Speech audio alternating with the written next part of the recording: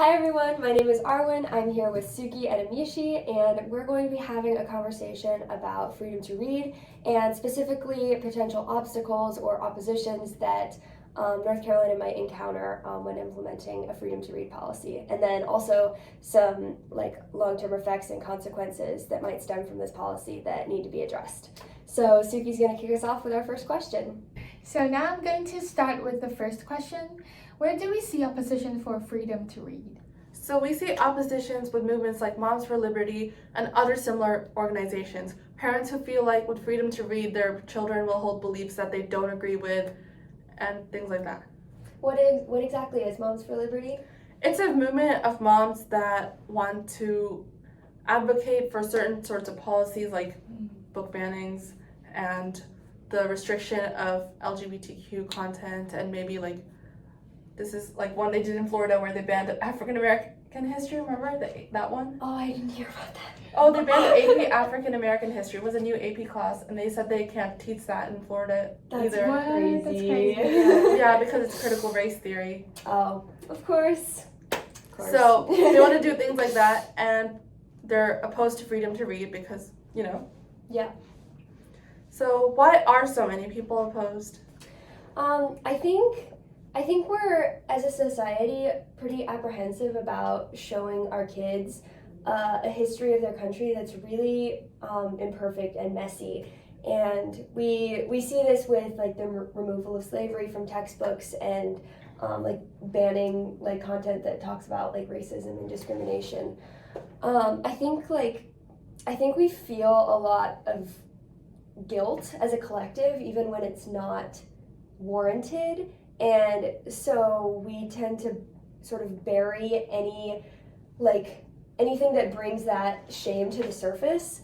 In order to avoid feeling uncomfortable. I think that's where a lot of this opposition stems from. I think we're also taught to believe that our kids having the same beliefs and values of us means oh, we did a good job, we parented well. And I think the opposite can be true, because when we teach our kids to explore different perspectives and think critically and form their own beliefs about the world, I think that's actually a sign of parenting well done. It's like with teaching. You want your kids to be able to learn how to think critically, be able to reason with things. Mm-hmm. But yeah, we feel insecure when our children or other people disagree with us.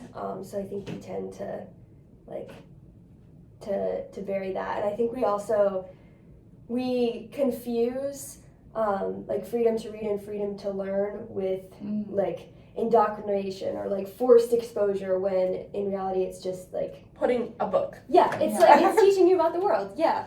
It's not even teaching. It's we put one book in the library about queer people. Yeah. So our next question is, how do we engage people who are opposed to a Freedom to Read Act?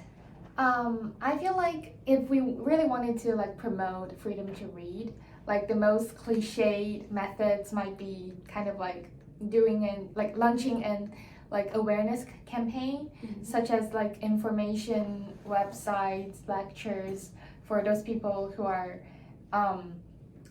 opposed to freedom to read. It's kind of persuasion, but how to persuade them, it's really a big problem that we needed to dig deeper into it. That, and besides that, I feel maybe sometimes within families, maybe if the parents are those who are opposing, the children can also kind of talk to their parents. Oh, I really wanted to study this part, and kind of list out the reasons why. And sometimes the teachers can step into the conversations within children and parents to elicit out the importance of studying certain materials. Do you guys agree with that? Yeah, for sure. And yeah. So our next question would be how do we respond to someone who argues book bans are necessary to keep their children safe? So I think one of the biggest arguments that they have is keeping them safe, but what are you really keeping them safe from? You're just keeping them safe from facts. Facts are gonna come out eventually. Yeah. Hiding history has never been a good thing. Like not learning about, like, okay, if you say that, oh, we shouldn't teach kids about the Holocaust because it was really bad, well, that's not gonna help them. Like, they still need to learn history, they still need to learn about different sorts of people. Yeah. Like, if we don't teach about everyone, you're gonna lead to like exclusivity. Like, if you think about it, how, especially in the medical field, Yes. people yes. of color are often like, what do you call it? Excluded from like yeah. research. Yeah. And then that's bad. Like, if you don't teach kids that there are different sorts of people, we need to also think about them. We need to be considerate of them when they grow up, when they go to do research. They're gonna like forget these people too. Right. Yeah. It's not just gonna like, oh yes, we need to remember every sort of person. It's not gonna just pop into their head. Yeah. And it obviously isn't working so far because we can see that people are getting excluded. Yeah.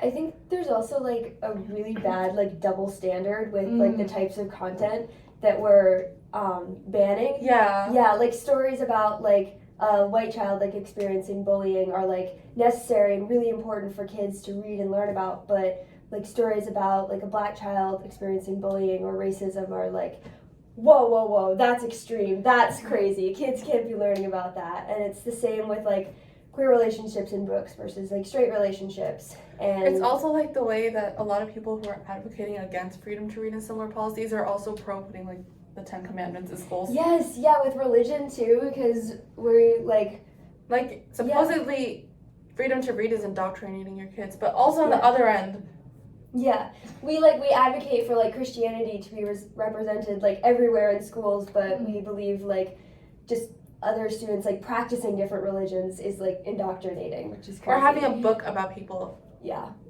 I feel like if you are able to like read different kinds of books, no matter like history or medicals, it's like just like exposing the children to kind of like different situations and diversity. Yeah. I mean, like once they have learned like what other people would do like in different situations, it is kind of like good for their like development too, because they might learn skills in reading and handling like different situations, even though they might not be in those situations in the future.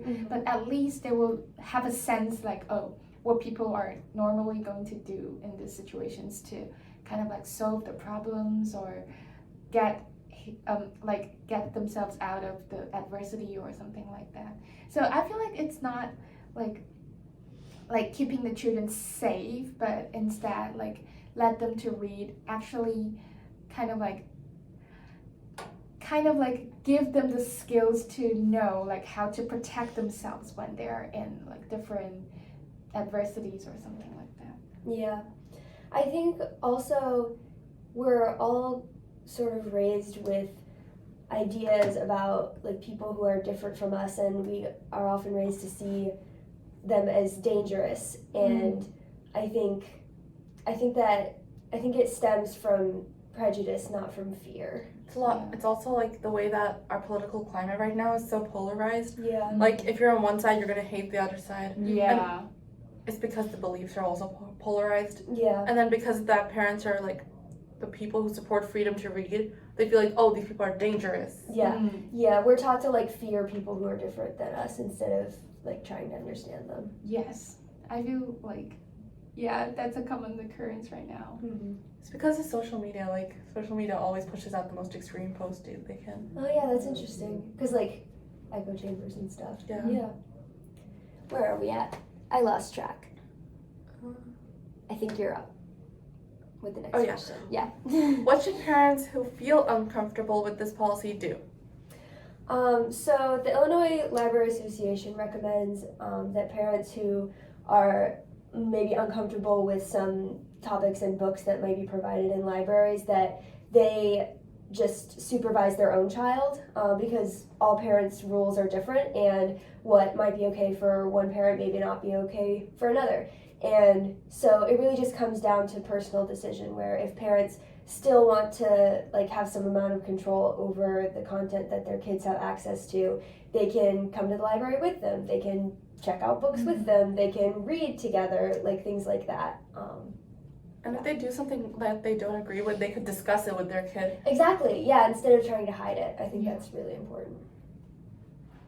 So our last question is, what are some other related consequence or effects of freedom to read that need to be addressed in a potential policy? Like personally, I feel like in the policy, maybe the policy need to state out clearly like who is responsible for book bans, like because we have seen like so many occasions that like there is book bans, but people are just going to blame like random people, maybe the librarians in the school or maybe like the state government. They just don't know like who is actually responsible for this act, and like if they really want to change, who is the person they need to go to for. And sometimes I feel like other consequences may be like the broader ones would be like especially like because I'm an international student, so I might feel like okay, so like book bans are actually going to like block the exchange of cultures from like a broader perspective. Yeah, that's like the thing I can think of so far. What do you guys think? I think in terms of the actual freedom to read policy, so as we talked about earlier, freedom to read includes anti-censorship laws, and essentially libraries cannot receive state funding if they are removing books from shelves on the basis of like identity, beliefs, or things like that. And I think that has the potential to put a lot more like stress and pressure and get a lot more like abuse directed towards librarians. Because librarians are, especially school librarians, are already like responsible to so many people, like parents, school boards, state government, local government, students, parents, like everybody. And I think they feel really like caught in the middle of all of this because you can't please everybody. It's like the teacher situation. Yes, exactly. So I think ensuring that like these librarians, also because if they lose state funding, that has the potential to impact like their livelihood and their ability to get pay. So working in protections for librarians into a Freedom to Read Act, I think, is important so that we don't have those unintended consequences. Yeah. So another consequence that I've like listened to his podcast about this, but if with Freedom to Read Acts we're like saying that libraries do need to be like inclusive of other people, right? Yeah. And one of the unintended effects of book bans was that a lot of like smaller authors that had questionable content, like oh, they mentioned a Native American person and that's what their story is about. Those sorts of authors were like losing money because no one knows about their book and it's getting banned for no reason. That's true. Yeah. So they'll be able to like you know, I think one of the things that we should like consider is like including smaller authors too. Yeah. All right, that's all of our questions. Thank you so much for watching.